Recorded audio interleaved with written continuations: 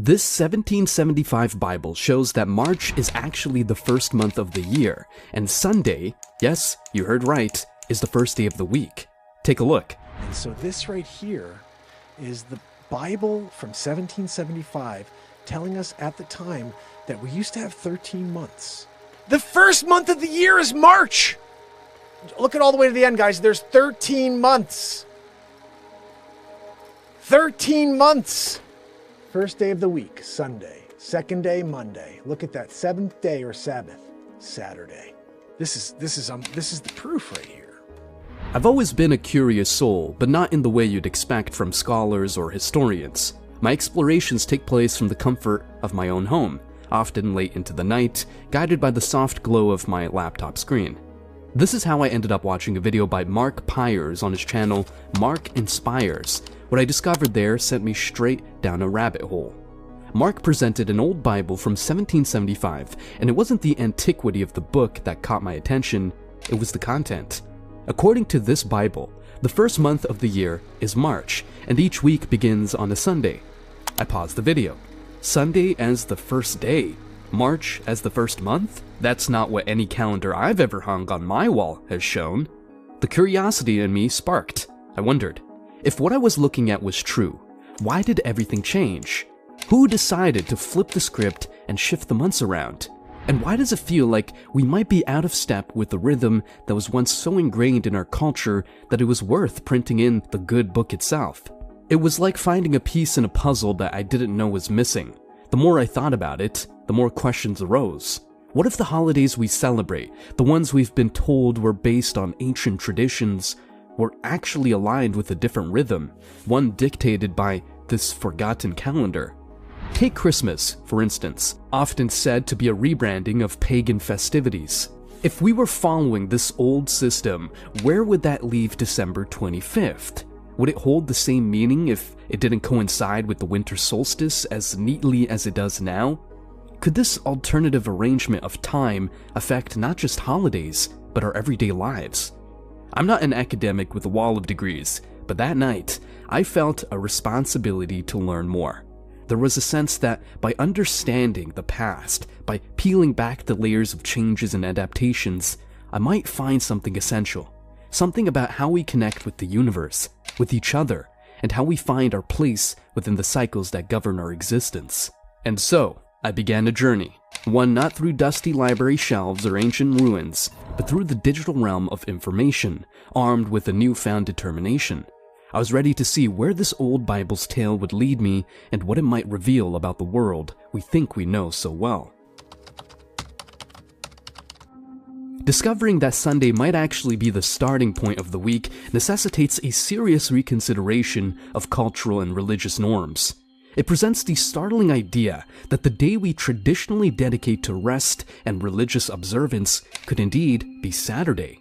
Such a perspective carries weighty implications for contemporary religious customs, hinting that widespread practices might not align with this historical viewpoint. Astrologically, the impact of such a shift cannot be understated. Each day's energies are traditionally tied to a celestial body, which, according to astrological systems, can influence human affairs. Misalignment between our constructed week and this celestial ordering might disrupt the intended flow of cosmic energies into daily life. For adherents of astrology, this calls into question the very foundation of their practice, suggesting a need for a thorough reassessment of how days and their corresponding planetary energies are observed and honored. This raises the fundamental question: who was it that altered the configuration of our week, thereby altering the fabric of our lives? The catalyst for such a change is not immediately evident. It may have been an incremental process influenced by the shifts in religious and secular authorities over the millennia, or it might have been an intentional move to distance contemporary practice from ancient traditions. One of the things Constantine did was because he wanted the pagans to worship God, Jehovah, was he moved the day of worship to the day of the sun, which is why we now worship on Sunday, because Sunday became a pagan day. One thing is clear: There seems to be a deliberate discrepancy between our current temporal structure and that of historical records, though the motivations behind this are still veiled in mystery. The departure from the calendrical structure as outlined in the 1775 Bible could imply that many facets of our daily existence are misaligned with both historical precedent and perhaps celestial design. This misalignment extends to significant dates of observance. The timing of festivities such as Christmas and Easter, for instance, might not truly reflect their original intent or season. Contemplating a realignment with this historic calendar suggests the possibility of returning to a way of life that is more authentic, perhaps closer to spiritual principles that have been overshadowed over time. It prompts us to consider whether a shift in observance to align with historical records could reconnect us to a spiritual authenticity that has been eroded. This discourse is not merely about adherence to religious rules or speculative astrological theories. It centers on our alignment with the natural and cosmic order that may predate contemporary calendars. Choosing to follow this route is about much more than date correction. It's a quest to uncover a harmony with the natural world that may have been lost. As we delve further into the contents of this ancient text, we have to wonder what further insights they may offer and in what ways these could revolutionize our current understanding of time, spirituality, and our place within the cosmos. This exploration is not only fascinating, but has the potential to be profoundly life-altering. The 1775 Bible, which intriguingly outlines a calendar year starting with March and comprising 13 months, hints at a bygone era's intimate dance with the cosmos. This historical artifact opens a window to explore how our ancestors perceived time and its connection to cosmic energy and planetary alignments. Historically, calendars were not just tools for marking days, they were intricately linked to the movements of celestial bodies. This relationship was seen in the meticulous attention early civilizations paid to the skies. The enigmatic Stonehenge is a prehistoric testament to this, aligned with the solstices, points in the year that mark the sun's most extreme positions in the sky. In the context of the 1775 Bible, the shifted calendar may point to a forgotten alignment with natural cycles. If March marked the new year, it coincided with the vernal equinox, a time of balance when day and night are of equal length, symbolizing renewal and rebirth in many cultures. This could suggest a time when people were more in tune with the rhythms of nature, aligning their lives with the equinoxes and solstices which were critical to agricultural societies. The choice of a 13-month calendar could also reflect a closer alignment with lunar cycles. Traditional lunar calendars, used by cultures like the Hebrews, based their months on the moon's phases, resulting in a year of 12 or 13 months to maintain synchronicity with the solar year. This system is rooted in the observable energy shifts that accompany the transition from one lunar phase to another, which ancient peoples believed influenced agricultural and human cycles. Furthermore, planetary alignments have long been observed and respected. The 7-day week is an enduring legacy of such celestial considerations, with each day corresponding to one of the 7 classical planets known to the ancients. The 1775 Bible's depiction of Sunday as the week's first day underscores this connection, resonating with the sun's position of primacy in our solar system. The study of the calendar in the 1775 Bible might reveal more than a mere historical curiosity. It may uncover a lost understanding of time that honored cosmic energy more explicitly than our modern system. It opens questions about how this alignment affected societal behavior, religious observances, and the general worldview of the time. The blending of pagan traditions with Christian holidays is a topic that stirs much debate, especially when we delve into the origins of Christmas. To understand this amalgamation, we need to travel back to the early centuries of Christianity. It wasn't until the 4th century that the Church officially proclaimed December 25th as the birth date of Jesus, a date that conveniently coincided with the Roman festival of Saturnalia and the pagan celebration of the winter solstice. These festivals were times of merrymaking, social reversal, and, most importantly, celebrating the return of the sun, Saturnalia for the Romans and Yule for the Germanic peoples. The church's decision to place Christmas during this festive period may have been strategic, easing the transition for converts by allowing them to continue their traditional celebrations, now under a Christian guise. But the question remains, was Jesus actually born on December 25th? Historical and scriptural evidence suggests otherwise. The Bible does not specify a date for Christ's birth, and some scholars point to clues that indicate a spring birth. Shepherds tending to their flocks, which they did during lambing season, a time quite distant from the chill of December. Moreover, the choice of date for Easter, which follows the lunar cycle and the Jewish Passover, reflects a more astronomical and scripturally grounded approach to determining a significant Christian event. Why, then, did Christmas break from this pattern? It seems that the early church fathers were less interested in historical accuracy and more in the symbolism of light overcoming darkness, aligning Christ's birth with the rebirth of the sun. Well, another thing Constantine did was move the day of Jesus' birth to December, because Tammuz died on December 23rd. And it was believed, because Nimrod, his father, was a hunter, it was believed that Nimrod would be reborn in his son Tammuz. And his son Tammuz's birthday was December 25th. And what you would do on Tammuz's birthday was you would set up a tree. Deuteronomy 16:21. You shall not plant for yourself any tree as a wooden image near the altar which you build for yourself to the Lord your God. It was believed that in order for Tammuz to rise again as his son Nimrod, you'd have to go to the tree, you'd have to cut down a tree from the forest, and you'd have to put balls on it. And the balls were symbolic of testicles. The tree was symbolic of a phallus. Jeremiah chapter 10. Look what it says. Hear the word which the Lord speaks to you, O house of Israel. Thus saith the Lord. Do not learn the way of the Gentiles. Do not be dismayed at the signs of the heaven, for the Gentiles are dismayed at them. For the customs of the people are futile. For one cuts a tree from the forest, the work of the hands of the workman with an axe. They decorate it with silver and gold. They fasten it with nails and hammers so that it will not topple. I hate to bring you bad news. The calendar delineated in the 1775 Bible, with its unconventional 13-month year beginning in March, invites us to revisit historical timelines and spiritual narratives.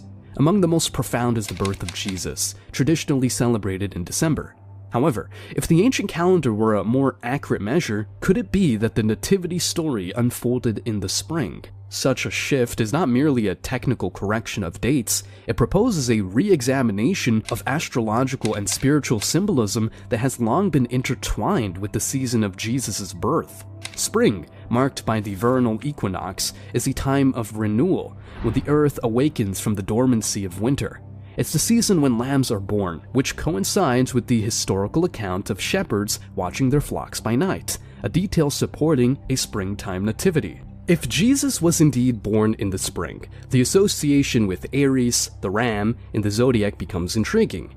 Aries, beginning in late March, is a sign often linked to leadership and new beginnings. Such a synchronization would weave Jesus' birth into the tapestry of astrological lore, presenting him as a figure heralding a new epoch, aligning with the symbol of the ram often associated with sacrifice and new initiatives in various mythologies. Exploring further, the spring equinox is a time when day and night are in perfect balance, which might symbolize the dual nature of Jesus as both human and divine. This natural harmony could provide a powerful allegory for the spiritual equilibrium he is said to bring. This repositioning of the nativity to spring could also influence the spiritual interpretation of biblical texts.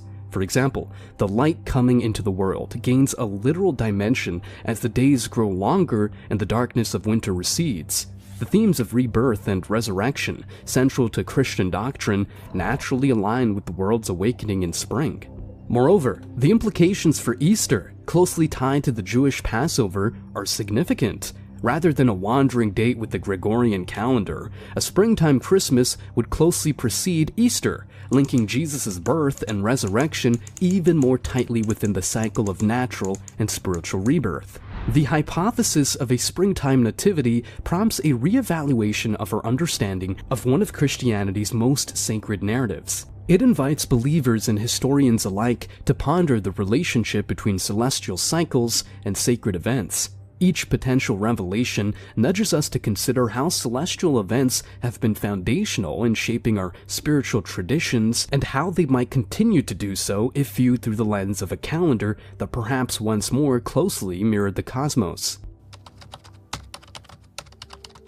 The Julian calendar, established by Julius Caesar in 45 BCE, was a turning point in the annals of timekeeping. This calendar shifted from a lunar to a solar structure, extending the year from 355 days to the 365-day format we're familiar with, albeit with some inaccuracy. A day's surplus accrued every 128 years. In its wake, it is believed that a 13-month calendar, one that may have been more attuned to natural cycles, was cast aside. The reasons behind this transition were both practical and political. Roman society, growing increasingly complex, demanded a more predictable and uniform system to manage festivals, agricultural cycles, and taxation periods. It was also a power move. Emperors often manipulated the calendar to extend their terms or to insert their own festivities. These changes, subtle at first, would ripple through time to become vast overhauls, with each successive power leaving its mark on how we measure our days. Why then did the 13-month calendar, which might have had a more natural alignment with lunar cycles, fall out of favor? The omission of this 13th month could be a lost connection to a time when the night sky played a more pronounced role in daily life. Historical records are riddled with gaps and inconsistencies, some possibly by accident, others likely by design. The transition from a 13-month to a 12-month year is muddy at best. There's a school of thought that suggests the church and ruling authorities intentionally steered away from lunar calendars to diminish the influence of pagan traditions, which were closely tied to the phases of the moon. The removal of the 13th month could also be tied to numerology. 13 has been viewed with superstition in various cultures. Its exclusion might have been a deliberate effort to avoid association with a number so often linked with bad luck, or with women's menstrual cycles, which were often viewed with fear or disdain. If indeed there was a 13-month calendar that reflected a more accurate cosmic rhythm, what were the implications of its abandonment? Our modern calendar is misaligned with the lunar cycle by nearly a day each month. Over time, this dissonance could lead to a societal disconnection from natural patterns, affecting agriculture, mental health, and spirituality. Religious festivals, many of which were once synchronized with celestial events, now float through the year, untethered from the rhythms they once celebrated. Christmas, Easter, and other holidays have been assigned fixed or fluctuating dates that may no longer correspond with the times of year they were originally meant to honor. The ripple effects of a calendar out of sync with the cosmos may be more profound than we realize. Agricultural practices that were once timed to the reliable rhythms of the moon now rely on the imperfect Gregorian calendar. This subtle shift may have gradually distorted our connection to the environment, leading to practices that are less sustainable and harmonious with the Earth's cycles. In spiritual terms, the impact is even more esoteric. If sacred days are misdated, the collective energy focused on these times might be akin to misdialed calls in the cosmic sense. Are prayers and celebrations reaching their intended spiritual heights, or are they somewhat off the mark? This isn't to question the faith or devotion of practitioners, but rather to ponder the power of collective consciousness and its relationship to the timing of sacred observances.